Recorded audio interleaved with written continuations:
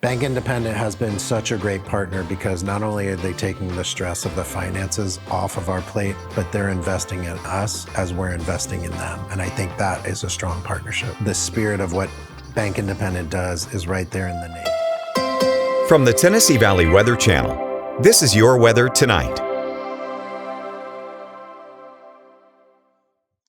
We'll hang on to a slight chance of a shower or thunderstorm for the overnight, more as a safety net than anything else, just in case because of the moist, humid air mass we have, but mostly cloudy and some patchy areas of dense fog through the early to mid-morning because of all the rain we've had for today. Morning lows in the lower 70s. Some folks could be in the upper 60s instead because of the rain-cold air we've had today. Many of us already into the lower 70s as early as the early evening, but it's not going to drop too much from that. Generally upper 60s, lower 70s across southern middle Tennessee. A lot of these 70s, I can't rule out being 68 or 69 instead. So give it a couple degrees of wiggle room. Lower to middle 70s over North Alabama and Northeast Mississippi. Again, we'll hang on to a slight chance of a thunderstorm overnight, but most of us likely to be quiet, especially after midnight. Patchy fog during the early morning will be the main concern. And then as you head on through your Thursday, showers and thunderstorms likely again, and they will be widespread. I will say that the difference for Thursday compared to today and the past few days is that they won't be widespread across the entire area. They will still be around over southern middle Tennessee, but they will be a bit more scattered than what they have been the past few days. They're going to be more widespread in nature over North Alabama, back into Northeast Mississippi, simply because the placement of where the disturbance will be coming through during the afternoon on a Thursday. Everybody has a chance of rain and thunderstorms. And just like the past few days, any of the thunderstorms could produce very frequent cloud-to-ground lightning. So you have to be inside away from windows as the storms come up. Very heavy rainfall that could lead to localized street and creek flooding.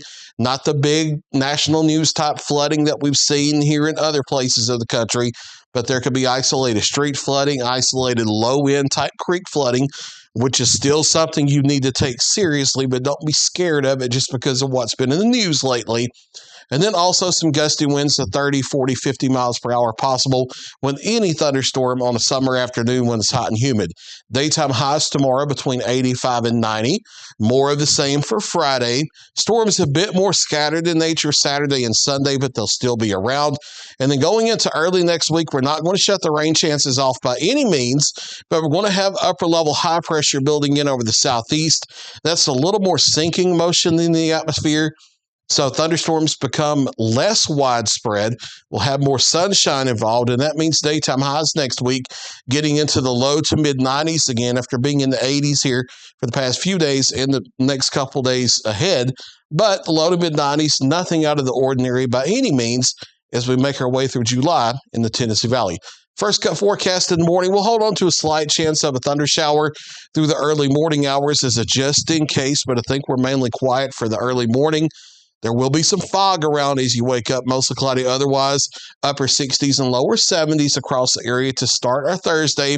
And then showers and thunderstorms get going again late morning and midday through the afternoon into the early evening. They will be widespread again, most widespread over North Alabama and Northeast Mississippi.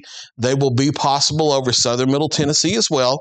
Daytime highs between 85 and 90. More of the same for Friday. Showers and thunderstorms area-wide possible.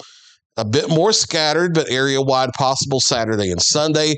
And then much more isolated activity as we head into the first half of next week as temperatures nudge up a few degrees. There's a look at your latest 7-day forecast. Ben Luna is checking in tomorrow morning live at 6 a.m. with your Wake Up Weather forecast.